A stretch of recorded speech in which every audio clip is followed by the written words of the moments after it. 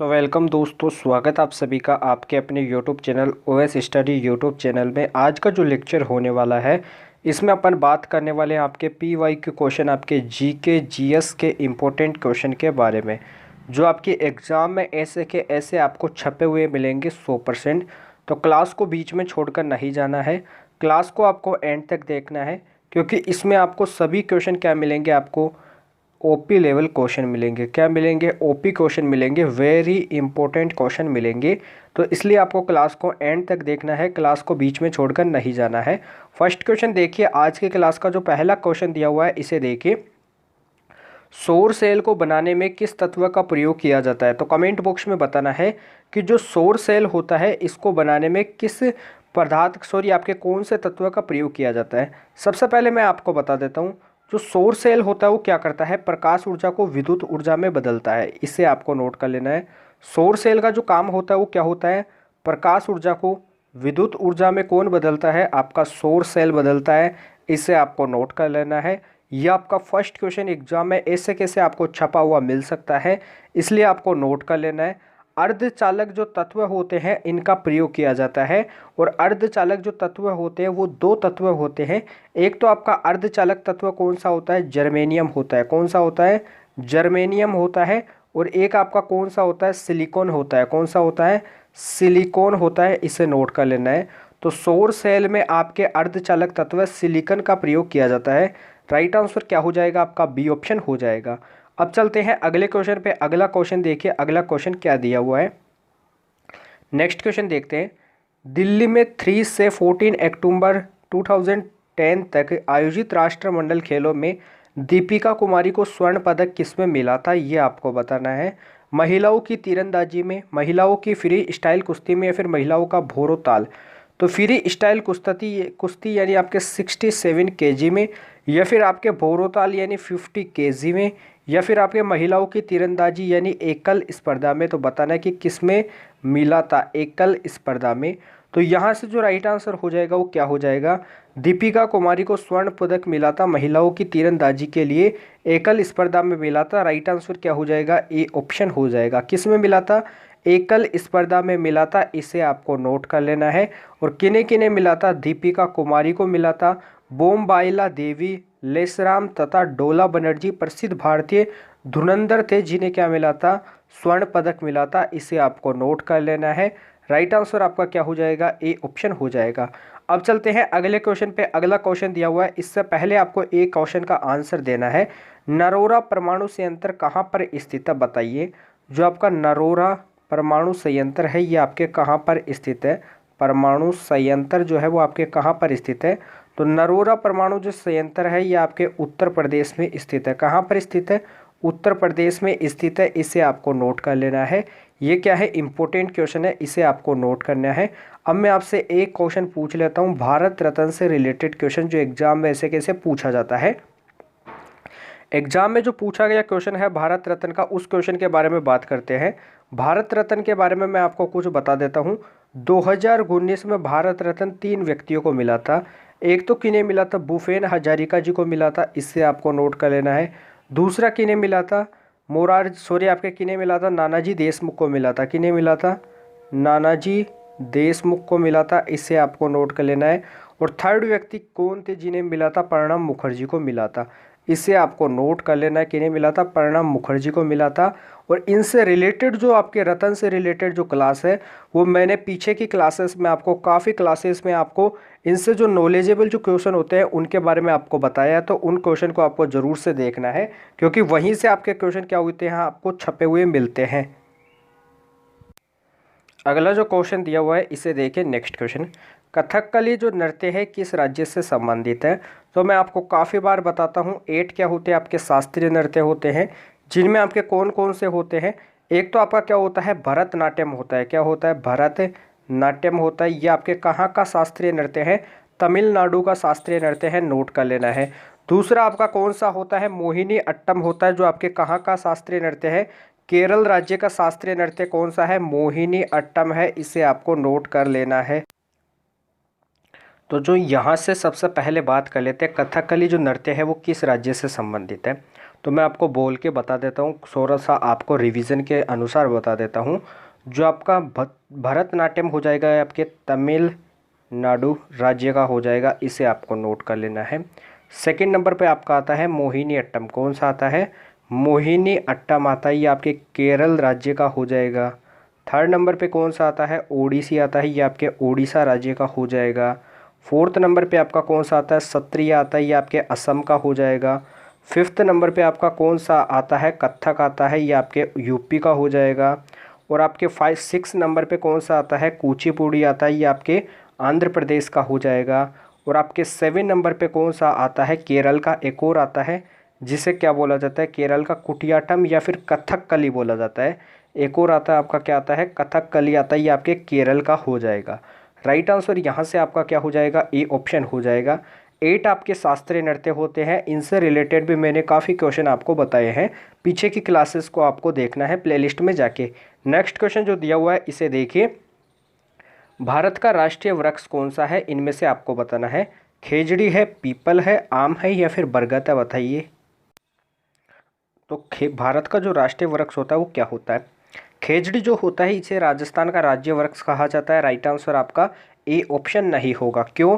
क्योंकि इसे राजस्थान का क्या कहा जाता है? राज्य वृक्ष कहा जाता है। लेकिन यहाँ से बोला गया कि भारत का राष्ट्रीय वृक्ष क्या है, तो भारत का राष्ट्रीय वृक्ष क्या है? बरगद का पेड़ है। राइट आंसर क्या हो जाएगा? डी ऑप्शन हो जाएगा। नेक्स्ट क्वेश्चन को देखते हैं। अगला क्वेश्चन देखिए। निम्न में से किसे भारत रत्न मिला है? बताना है कि इनमें से किन्हें भारत रत्न मिला है। तो अटल बिहारी वाजपेयी, गुलजारी लाल नंदा या फिर मोरारजी देसाई या फिर आपके राजीव गांधी। तो मैं आपको बता दूं, अटल बिहारी जो आपके वाजपेयी है इन्हें भारत रत्न मिला था। कब मिला था ये आपको कमेंट बॉक्स में बताना है। सबसे पहले मैं आपको बता देता हूँ, अटल बिहारी वाजपेयी को वर्ष 2015 में देश के सर्वोच्च नागरिक सम्मान भारत रत्न से क्या किया गया था? सम्मानित किया गया था। तो इन्हें 2015 में किससे सम्मानित किया गया था? भारत रत्न पुरस्कार से सम्मानित किया गया था। आपको नोट कर लेना है। आपको बताना है कि भारत रत्न जो देने की शुरुआत की गई थी वो कब की गई थी। तो भारत रत्न की शुरुआत कब की गई थी? 2 जनवरी 1954 में की गई थी। इसे आपको नोट करना है। तो आपको बताना है कि डॉक्टर राजेंद्र प्रसाद को कब मिला था या फिर नहीं मिला था, ये आपको कमेंट बॉक्स में बताना है। 1991 में किन्हें मिला था ये बताइए। 1991 में किन्हें मिला था ये भी आपको बताना है। फिर से मैं आपको बता देता हूँ, मैंने इनसे रिलेटेड जो भी क्लास बनाई है उनमें फुल ऑफ डिटेल बताई है, तो उनसे आपको क्वेश्चन कर लेना है। नेक्स्ट क्वेश्चन को देखिए। श्रीनगर किस नदी के किनारे स्थित है? आपको बताना है कि किस नदी के किनारे बसा हुआ है। झेलम, चिनाब, सिंधु या फिर गंगा। झेलम जो नदी है इसका उद्गम स्थल कहाँ से है? तो इसका जो उद्गम है वो आपके पीर पंजाल से है। इसे आपको नोट कर लेना है। बात करते हैं, जो झेलम नदी होती है इसके किनारे कौन सा आपका शहर स्थित है? कमेंट बॉक्स में आपको बताना है। जो श्रीनगर है ये जम्मू कश्मीर की क्या होती है? ग्रीष्मकालीन राजधानी होती है। श्रीनगर की स्थापना सम्राट अशोक द्वारा की गई थी। इसे भी आपको नोट कर लेना है। अब बात करते हैं, जो श्रीनगर है वो आपके कौन सी नदी के किनारे स्थित है?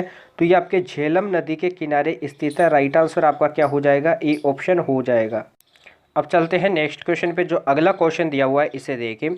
सौर प्रणाली का आविष्कार किसने किया था? कमेंट बॉक्स में आपको बताना है। जो सौर प्रणाली है इसका आविष्कार किसने किया था? तो जेम्स चैडविक ने किसका आविष्कार किया था? किसकी खोज की थी? न्यूट्रॉन की खोज की थी, सभी बच्चों को पता होना चाहिए। कोपरनिक्स ने किसकी खोज की थी? किसका आविष्कार किया था? सौर प्रणाली का आविष्कार किया था, ये आपको दिया हुआ है। थर्ड जो दे रखा है, जॉन हेडली ने किसकी खोज की थी? किसका आविष्कार किया था? ऑक्टेंट का आविष्कार किया था। ऑक्टेंट आपने नाम सुना होगा। गैलीलियो ने किसकी खोज की थी? दूरबीन की खोज की थी। इसे आपको नोट कर लेना है। राइट आंसर क्या हो जाएगा? बी ऑप्शन हो जाएगा। नेक्स्ट क्वेश्चन पे चलते हैं। अगला क्वेश्चन देखिए। भारतीय नौसेना के अध्यक्ष को पद को क्या कहा जाता है? जो भारतीय नौसेना होती है इसके अध्यक्ष के पद को क्या कहा जाता है? एडमिरल कहा जाता है। इसे आपको नोट कर लेना है। काफ़ी इंपॉर्टेंट क्वेश्चन है। थल सेना के अध्यक्ष को क्या कहा जाता है? थल सेना जो होती है सभी के बारे में बता देता हूँ। थल सेना के अध्यक्ष का जो पद होता है उसे क्या कहा जाता है? जनरल कहा जाता है। क्या कहा जाता है? जनरल कहा जाता है। नोट करना है। वायुसेना के अध्यक्ष के जो पद होता है उसे क्या कहा जाता है? एयर चीफ मार्शल कहा जाता है। क्या कहा जाता है? एयर चीफ मार्शल कहा जाता है। किसके पद को? आपके एयरफोर्स वायुसेना के पद को अध्यक्ष के पद को कहा जाता है। थल सेना के अध्यक्ष के पद को जनरल कहा जाता है और आपके नौसेना के अध्यक्ष के पद को एडमिरल कहा जाता है। नेक्स्ट क्वेश्चन पे चलते हैं। अगला क्वेश्चन देखिए, जुकाम मामूली ठंड का क्या कारण होता है बताइए। जो जुकाम होती है वो आपके वायरस जनित होती है, तो आपके इसका कारण क्या हो जाएगा? विषाणु या फिर वायरस हो जाएगा। राइट आंसर आपका क्या हो जाएगा? डी ऑप्शन, ये आपका विषाणु है, इसे आपको विषाणु लिख लेना है। जो जुकाम होती है इसके क्या होते हैं? इसमें इसके 7 लक्षण होते हैं। 10 दिन के भीतर क्या हो जाती है? समाप्त हो जाती है जुकाम, इसे भी आपको नोट कर लेना है। नेक्स्ट क्वेश्चन देखिए, मेनिंजाइटिस जो आपका रोग होता है वो किसको प्रभावित करता है? जो आपका ये एक प्रकार का रोग होता है ये मस्तिष्क तथा मेरु रज्जु को प्रभावित करता है, इसे आपको नोट करना है। तो नोट कर लीजिए, मस्तिष्क को या फिर मेरु रज्जु को प्रभावित करता है। राइट आंसर आपको दिया हुआ है स्क्रीन पे। मेरु रज्जु को भी कर सकता है या फिर आपके मस्तिष्क को भी कर सकता है। नेक्स्ट क्वेश्चन को देखते हैं।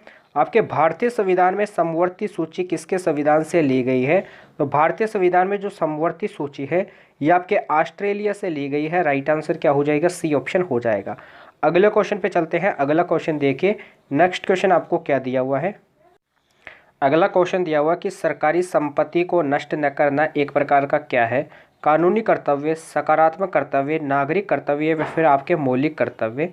तो मैं आपको बता देता हूँ, सरदार स्वर्ण सिंह समिति की सिफारिश पर आपके 42वें संविधान संशोधन अधिनियम 1976 के द्वारा भारतीय संविधान में मूल कर्तव्यों को जोड़ा गया है। समिति ने 8 मूल कर्तव्यों की सिफारिश की थी, इसे भी आपको नोट करना है। तो मैं आपको फिर से बोल के बता देता हूँ, सरदार स्वर्ण सिंह समिति की सिफारिश पर 42वां संविधान संशोधन 1967 के द्वारा मौलिक कर्तव्यों को जोड़ा गया है। तो उन्हीं के अनुसार बताया गया है कि जो सरकारी संपत्ति को नष्ट न करना, ये किस में कहा गया है? मौलिक कर्तव्य में। तो राइट आंसर क्या हो जाएगा? आपका डी ऑप्शन हो जाएगा। इसे आपको नोट कर लेना है। और काफ़ी जो क्वेश्चन होते हैं इनके बारे में भी मैं आपको बताते रहता हूँ। अगला देखिए, संविधान की मसौदा समिति के समक्ष प्रस्तावना किसके द्वारा प्रस्तुत की गई थी? तो इसके जो समक्ष है वो प्रस्तावना किसके द्वारा प्रस्तुत की गई थी? तो मैं यहाँ पे लिख देता हूँ 13 दिसंबर 1946। क्या 13 दिसंबर यानी 13 दिसंबर 1946 को पंडित जवाहरलाल नेहरू ने संविधान सभा में ऐतिहासिक उद्देश्य प्रस्ताव पेश किया था। तो यहाँ से आपको नोट कर लेना है कि जो यहाँ से जो प्रस्तुत करने वाले व्यक्ति थे वो आपके कौन थे? पंडित जवाहरलाल नेहरू थे। राइट आंसर आपका क्या हो जाएगा? डी ऑप्शन हो जाएगा। आपको बताना कि पूना पैक्ट कब हुआ था, कमेंट बॉक्स में आपको बताना है।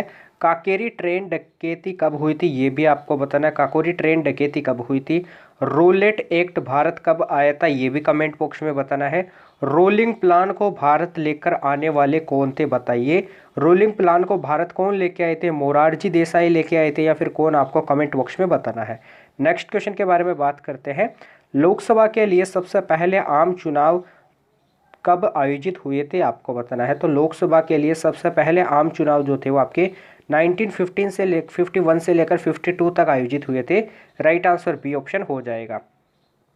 योग पथ के प्रदर्शक कौन थे बताइए। योग पथ के प्रदर्शक कौन थे? तो योग पथ कभी भी नाम आता है तो इसके प्रदर्शक कौन थे? आपके पतंजलि थे। कौन थे? प्रदर्शक पतंजलि थे, इसे आपको नोट कर लेना है।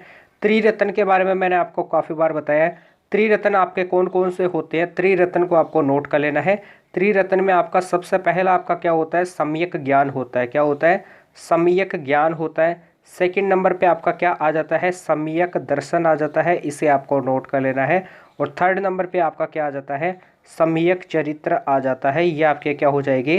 त्रिरत्न हो जाएंगे, इसे आपको नोट कर लेना है। इनसे भी एक क्वेश्चन एग्जाम में पूछा गया था।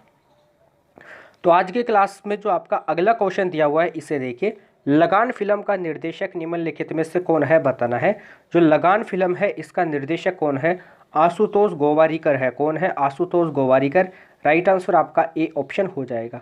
जो दांत होते हैं इनके बारे में आपको बताना है कि मनुष्य में पुनः स्थापित होने वाले दांतों की संख्या कितनी होती है। यानी जो दूध के दांत होते हैं इनके टूटने के बाद में जो दांत आपके क्या होते हैं वापस आते हैं, उनकी जो संख्या होती है वो कितनी होती है? 12 होती है, इसे आपको नोट कर लेना है। तो आज की क्लास को अपन यहीं पे एंड करते हैं। आज की क्लास में अपन ने काफ़ी इंपॉर्टेंट क्वेश्चन के बारे में जाना है जो आपके एग्जाम में पूछे गए PYQ क्वेश्चन है। इन्हीं से आपके एग्जाम में 100% क्वेश्चन पूछे जाते हैं। तो क्लास को आपको बीच में छोड़कर नहीं जाना है। अभी तक जिन बच्चों ने क्लास को लाइक नहीं किया तो तुरंत क्लास को लाइक कीजिए। चैनल को जिन बच्चों ने सब्सक्राइब नहीं किया है तो चैनल को सब्सक्राइब कर लीजिए। बेल आइकन को प्रेस कीजिए। डिस्क्रिप्शन में टेलीग्राम चैनल का लिंक दिया हुआ है, इससे भी आपको ज्वाइन करना है। टेलीग्राम चैनल से क्या होता है, काफ़ी आपको फ़ायदा मिलता है। एग्जाम ओरिएंटेड जो क्वेश्चंस होते हैं इनकी PDF आपको अलग से मिल जाती है, अलग से प्रोवाइड करा दी जाती है। तो इसलिए आपको टेलीग्राम चैनल को ज्वाइन करना है। लाइक एंड सब्सक्राइब आपको ज़रूर से करना है 100%, क्योंकि इन्हीं से ही हमें भी मोटिवेशन मिलता है और आपको भी मोटिवेशन मिलता है। तो इन्हें आपको करना है। क्लास को अधिक से अधिक शेयर करना है। तो अपन कल मिलते हैं ऐसे बेहतरीन सेशन के साथ। तब तक के लिए जय हिंद, जय भारत, धन्यवाद।